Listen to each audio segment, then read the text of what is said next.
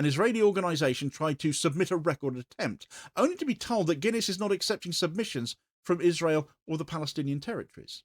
No press release, no announcement, no moral declaration, just a practical freeze because the situation is too charged, too disputed, too politically dangerous to handle without becoming part of the conflict narrative. Guinness isn't a geopolitical actor, is it? It's not a cultural body trying to send a message. It registers human oddities and achievements. Yet even Guinness can recognise the risk of treating Israel as a normal participant right now. So it did the one thing the EBU refuses to do. It acknowledged reality.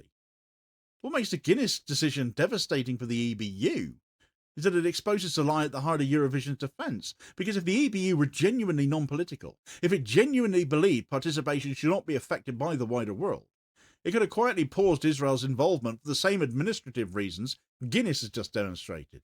Operational risk, reputational exposure, and the impossibility of pretending neutrality while the conflict is still tearing through international institutions. Guinness didn't take a side, it didn't blame anyone, it simply recognised the context. The EBU refuses to do that because its notion of neutrality isn't neutrality, it's a shield to avoid accountability.